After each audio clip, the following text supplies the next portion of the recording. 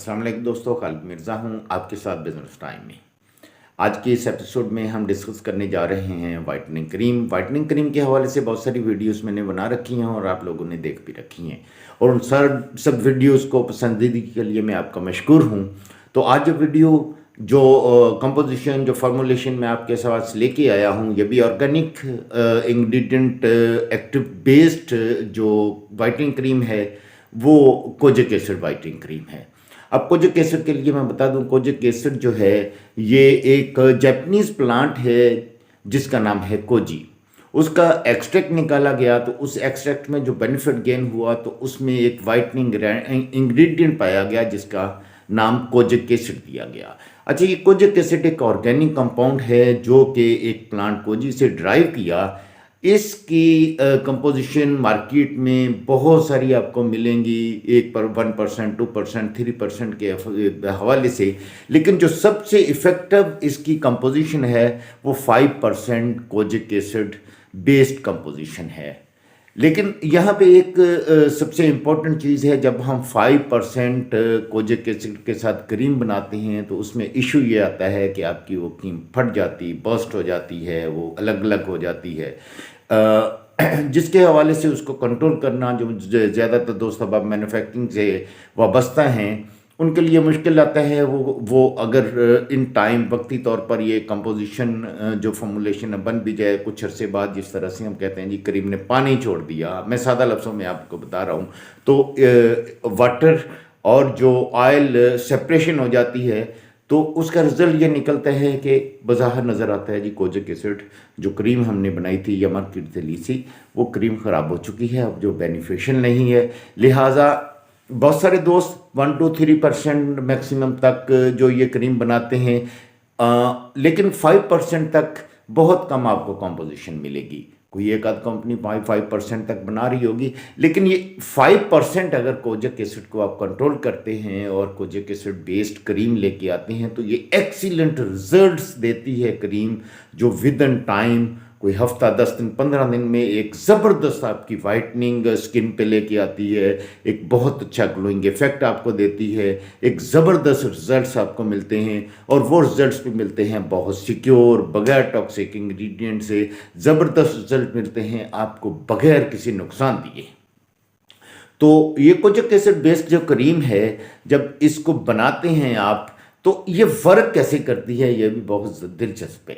हमारी स्किन के बनीथ जो एपिडर्मल लेयर है उसके नीचे एक काली सी लेयर बन जाती है, जो एनवायरमेंटल फैक्टर मुख्तलिफ, सूर्य की गर्मी है, पोल्यूशन है और उन सारी चीज़ों के अगेंस्ट में एक जो प्रोटेक्टिव लेयर अंदर बनती है वो स्याह रंग की होती है। उसके हवाले से उसकी वजह से हमारी जो स्किन का कलर है वो गंदमी से स्याही माइल हो जाता है, स्याह हो जाता है, काला हो जाता है। अगर हम उस मेलानिन को, उस कंपाउंड को, वो जो लेयर एक हमारी स्किन के नीचे बनी हुई थी उसको हम तोड़ दें, उसको ख़त्म कर दें तो हमारा रंग बहुत साफ, clear, glowing, white, beautiful colour हो जाता है स्किन का। तो बजाय इसके कि हम टॉक्सिक इंग्रेडिएंट की तरफ जाते हैं और इतने टॉक्सिक इंग्रेडिएंट को अप्लाई करते हैं, तो हम 5% kojic acid based cream apply करके बना के मार्केट भी कर सकते हैं। अपनी स्किन जो है हमारी उस पर भी हम अप्लाई करके इसकी रंगत को निखार सकते हैं। जो एनवायरमेंटल फैक्टर्स हमारी रीज़न बनते हैं हमारी स्किन को काला करने के, हम उनको भी कंट्रोल कर सकते हैं। ये सिंपल सा, ये basically melanin inhibitor, melanin control ingredient है। ये स्किन में जज़ब होता है, जज़ब होकर उस काली से जो हमारी स्किन की वो तय होती है, जो बनती है हमारे नीचे केमिकल मेलानिन के, उसके मेलानोसाइट्स को तोड़ फोड़ देता है और आपकी रंगत निखर जाती है। और इस तरह से इससे जो क्रीम से आपकी रंगत मिलेगी और आपकी साफ़ सुथरी निखरी और रंगत मिलेगी, जो चेहरे पे निखार आएगा, वो बाकी क्रीमों की निस्बत बहुत देर पा होगा। तो हम चलते हैं सीधा प्रैक्टिकल की तरफ और मैं आपको बताता हूं कि 5% कोजिक एसिड बेस्ड क्रीम कैसे बनाएंगे और किस तरह से इसको हम वो जो आपको प्रॉब्लम आता है इसके सेपरेशन का, वाटर ऑयल सेपरेशन का, उसको हम किस तरह से कंट्रोल भी करेंगे। ये बहुत टेक्निकल सी क्रीम बनाना होती है। आपको बहुत कम वीडियोस मिलेंगी ऐसी जो ऐसे इंग्रेडिएंट के साथ बहुत इफ़ेक्टिव क्रीम हो और मार्केट में ऐसी क्रीमें मिल भी रही हों और यूट्यूब पे और कहीं से आपको ऐसे फॉर्मूलेशन मिले, ये बहुत कम होगा। आप ढूंढिए कहीं से, अगर आपको ऐसी फॉर्मूलेशन मिलिएगा तो मुझे भी रेफ़र कीजिएगा। तो मेरा ये अनाउंस है कि ये आपको मैं पहली बार अनाउंस कर रहा हूँ, कोजिक एसिड 5% वाइटनिंग क्रीम। तो आइए हम प्रैक्टिकल की तरफ बढ़ते हैं। 5 ग्राम कोजिक एसिड लीजिएगा और याद रखिएगा कोजिक एसिड ऑयल सॉल्युबल है, तो इसको आपने ऑयल फेज़ में लेना है। ये हमने ऑयल फेज़ में डाल दिया है। इस लोशन या क्रीम बनाने के लिए भी हमारे 3 फेजेस हैं। पहला फेज़ हमारा वाटर फेज़ है। ये हमने एक एसएस के बर्तन में पानी ले रहे हैं, 2 लीटर या 200 ग्राम। इस पानी को हम गर्म करेंगे 7 टू 80 डिग्री सेंटीग्रेड तक। ये पानी हमने मैयर करके रखा हुआ था। ये पानी मुकम्मल हो गया। इसको हम अब गर्म करेंगे 70 टू 80 डिग्री सेंटीग्रेड। और इसके अंदर हम डालेंगे, ये एलेंटाइन है, एक सूथिंग एजेंट है जो मुख्तलिफ इन्फ्लेशन और बाकी चीज़ों से आपकी जगह को बचाते हैं। 5 ग्राम हम इसकी क्वांटिटी लेंगे। इसको हम इस पानी में या वाटर में डालेंगे। याद रखिए यह डीआयोनाइज्ड वाटर होना चाहिए। उसके बाद हम ये वाइटनिंग एजेंट अल्फारबोटिन लेंगे। बहुत ज़बरदस्त वाइटनिंग एजेंट है। इसकी मिकदार भी हम यहाँ पे 5 ग्राम लेंगे। इसको भी हम इस पानी में डाल देंगे और इस पानी को गर्म करना शुरू करेंगे। इस पानी को हम 70 टू 80 डिग्री सेंटीग्रेड लेके जाएंगे। ये हमारा ए फेज़ होगा। जब ये पानी इसके अंदर ये सारा मटेरियल जो है 70-80 डिग्री तक लेके जाएंगे तो मेल्ट हो गया। ये हमारा सी फेज़ है जिसमें नियासिनामाइड विटामिन B3 है। ये एंटी एजिंग होता है, सनफेड से आपको बचाता है। ये हाइलोनिक एसिड है, ये आपकी स्किन के फाइन लाइंस वगैरह ख़त्म करता है, वाइटनिंग करता है। ये प्रोपाइल पैराबीन है, ये प्रिजर्वर है। और ये जो अभी हम देख रहे हैं ये सन ब्लॉकर है, अवाबेंजोन है। और ये OMC है, ये भी 5 ग्राम हमने तोल के रखा हुआ है। तो इसको अब गर्म कर रहे हैं। गर्म करने के अंदर जो पानी वाटर फेस है, इसके अंदर जितनी चीज़ें हैं ये सारी डिज़ोल्व हो जाएंगी इसके अंदर और ये बिल्कुल ट्रांसपेरेंट हो जाएगा। ये ट्रांसपेरेंट जब हो जाएगा इट मीन्स इसके अंदर सारी चीज़ें, कोई ग्रेन नहीं बचा है, ये डिज़ोल्व हो गया है और ये बिल्कुल अब रेडी है। ये हमारा बी फेज़ है जिसको हम ऑयल फेज़ बोलते हैं। इसके अंदर हमने जो मिकदारें ली हैं वो हमने डिस्कस कर लेते हैं। ये 200 ग्राम इसमें बीज वैक्स है, 200 क्रोडा वैक्स है, 200 GMS है और 100 ग्राम इसके अंदर सीटाइल अल्कोहल है। और इसके अंदर 100 ग्राम जो है वो वाइट ऑयल है। इसको हमने गर्म करने के लिए रख छोड़ा है डबल जैकेट में। तो ये गर्म हो रहा है, छोटे से ग्रेन इसी में रह गए हैं। ये जो टोटल डिज़ोल्व हो जाएगा, गर्म हो जाएगा। ये देखें इसके अंदर थोड़े बहुत ग्रेन हैं बट ये बिल्कुल गर्म होने पे ये सारे ग्रेन श्रेन इसके अंदर ख़त्म हो जाएंगे। ये देखिए ये सनशेड है, थोड़ा सा पड़ रहा है लेकिन चीज़ें इसके अंदर डिज़ोल्व हो चुकी हैं सारी की सारी। जब ये दोनों फेजेस हमारे ए फेज़ और ये वाटर ऑयल फेज़ बिल्कुल रेडी हो जाएगा, इसके अंदर कोई ग्रेन नहीं होगा, तो हम इस फेज़ को, जो ऑयल फेज़ है हमारा, इसको हम शामिल कर देंगे वाटर फेज़ में जो हमारा ये फेज़ है। ये हम इसको अब उठाते हैं। इसको उठाने के बाद ये बिल्कुल रेडी है, उसके अंदर डालें, इसके कोई ग्रेन नहीं बचा है, बिल्कुल ये मेल्ट हो गया है कि सारा का सारा। इसको अब उठाते हैं। उठाने के बाद इसको हम ए फेज़ में डाल देते हैं, यानी वाटर वाले जो कंटेनर हमारा था उसमें इसको हम ड्रॉप कर देते हैं सारे के सारे को।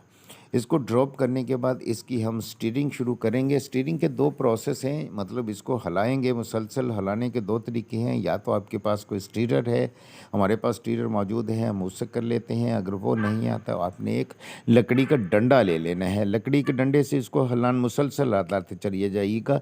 याद रखिएगा इसको हिलाना किसी सूरत में आपने रोकना नहीं है, इसको मुसलसल हिलाते चले जाना है। अगर कहीं रोकेंगे तो वैक्सेस जो है वो पानी में मल्सीफायर जो है इसका जितने भी हैं वो ठंडे हो जाएंगे और वो फ्लेक्स बन जाएंगे। ये यूनिफॉर्म आपका मिक्सचर नहीं बनेगा, यूनिफॉर्म क्रीम नहीं बनेगी। यह हमने स्टीरर से इसको डिज़ोल्व करना शुरू कर दिया है, या स्टीरर से इसको स्टीरिंग इसकी शुरू कर दी है। ये हमारे पास जो शेकर मौजूद है या इसके अंदर जो हमारे पास ये स्टीरर मौजूद है इसके अंदर मुसलसल। अब वो मैंने स्टीरर से किया था, अब मैं आपको ये लकड़ी के डंडे से बता रहा हूँ कि आप इससे भी कर सकते हैं। बिल्कुल इससे भी क्रीम उसी तरह से बने। यहाँ मतलब इसको मिक्स करना है सारे को इसको मसाला हिला के उसके बाद हम इसके अंदर 10 ग्राम जो है ट्रायथनॉल अमाइन डालते हैं। ट्रायथनॉल अमाइन एक तो इसकी पीएच बैलेंस कर देगा जितनी हमें चाहिए है, उसके साथ इसको जो एक लोशन की या क्रीम की फॉर्म के लेके आना है जो बिल्कुल इमोडियन हो, देखने में बहुत खूबसूरत हो, एक सॉफ्ट टेक्सचर हो इसका। तो ये ट्रायथनॉल अमाइन इसकी दो चीज़ें ये आपकी बिल्कुल बैलेंस कर देगा। ट्रायथनॉल अमाइन मिलाने के बाद इसको मुसलसल उसी प्रोसेस से हिलाते चले जाइएगा अनटिल इसका टेम्परेचर जो है जो 70 to 80 था वो 60 तक आ जाए। जब ये इसका टेम्परेचर 60 पर आ जाएगा तो फिर इसके अंदर अब हम सी फेज़ अपना डालते हैं।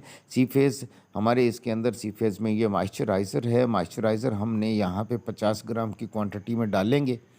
ये हमने मॉइस्चराइज़र इसमें 50 ग्राम की क्वांटिटी, याद रखिएगा इसको हमने हिलाने से नहीं रुकना है। अगर हिलाने से रुकेंगा तो ये जो पानी और जो हमारा ऑयल था ये फेस दोनों अलग अलग हो जाएंगे, इसमें सेपरेशन हो जाएगी या मे बी इसके अंदर फ्लैक्स बन जाए। हमने मॉइस्चराइज़र डाला है और स्टीरर से इसको हमने स्टीरिंग शुरू कर दी है। अब जब टेम्परेचर इसका 60 तक आ जाएगा, हमें चूँकि अंदाज़ा है कब 60 पे आता है, थोड़ी सी क्रीम बनना जब शुरू हो जाती है, ये लोशन फॉर्म में आ जाता है और जो दोनों ऑयल वाटर है बिल्कुल ब्लेंड होकर एक जैसी शक्ल में आना शुरू हो जाते हैं। थोड़ा सा इसका कलर भी वाइट में आना शुरू हो जाएगा। फिर देन तो उस इसके अंदर फिर हम सी फेज़ के जो इंग्रेडिएंट हैं वो डालेंगे। अब सी फेज़ के इंग्रेडिएंट देखिए कि इसमें क्या क्या डाल रहे हैं। इसके अंदर हम सन ब्लॉकर डालेंगे, इसके अंदर प्रिजर्वर डालेंगे, इसके अंदर प्रिजर्व वाइटनिंग एजेंट डालेंगे। ये सारे इंग्रेडिएंट हम अब सी फेज़ में डाल देंगे। ये थोड़ा सा फोम शोम बन रहा है, ये चूँकि स्टीरिंग की स्पीड ज़्यादा है उसकी वजह से बन रहा है। ये खुद से ही फोम ख़त्म हो जाएगा जब थोड़ी देर इसको आप रखेंगे और ये थिक होना शुरू हो जाएगा। तो ये हमने इसके अंदर जो है ये 10 ग्राम जो है ओएमसी इसके अंदर डाल दिया है। ये बहुत अच्छा एक्टिव इंग्रेडिएंट जो सन ब्लॉकर है। उसके बाद ये हमने विटामिन प्रो B3 नियासिनामाइड डाल दिया है। यह सन फेड सूरज की रोशनी से जो आपकी जल्द जुल्द फुल गई है उसके लिए बहुत ज़बरदस्त इंग्रेडिएंट और साथ वाइटनिंग इंग्रेडिएंट भी है। इसकी मिकदार हमने 50 ग्राम ली है। इसको हम डाल देंगे, डालने के बाद स्टीरिंग करेंगे। इसके डालने के बाद इसके अंदर हम दूसरे जो हमारा MPPP है वो ले लेंगे। MPPP जो है ये दोनों हमारे प्रिजर्वर हैं। साथ ही हम इसके अंदर सन ब्लॉकर डाल लेंगे। सन ब्लॉकर डालने के बाद ये सारी चीज़ें हम अब फेज़ जो हमने वाटर और ऑयल का जो फेज़ इकट्ठा किया था उस वाटर ऑयल के फेज़ को हम स्टीरर से ये डाल के स्टीरर से अच्छी तरह से स्टीरिंग करेंगे। ये PP देखिएगा, EDT ये देखिएगा, ये सारी 2-2 ग्राम की हमने मिकदारें ले ली हैं। और ये आपका जो लोशन बनेगा ये नॉन ग्रीज़ी लोशन बनेगा। इसके अंदर हमने जो इंग्रेडिएंट डाले हैं वो ऐसा ग्रीज़ नहीं है, नॉन स्टिकी है और ये स्ट्रॉन्ग आपका सन ब्लॉकर है। इसके अंदर वाइटनिंग एजेंट मौजूद है। ये वो लोशन है जो मार्केट में बहुत महंगे नामों और अच्छी कंपनी बना के बेच रही हैं। 1-2 इंग्रेडिएंट हमने इसमें मिस किए हैं, वो जो इसके मॉइस्चराइजिंग और सूथिंग के हवाले से अच्छे इंग्रेडिएंट है बट वो कॉस्टली हो जाते हैं बहुत सारे। लेकिन उन इंग्रेडिएंट के साथ भी हमारे पास अवेलेबल है। अगर आप चाहते हैं तो लोशन और क्रीम जो सर्दियों के लिए विंटर जो है क्रीम मिल जाएगी, मॉइस्चराइजिंग क्रीम।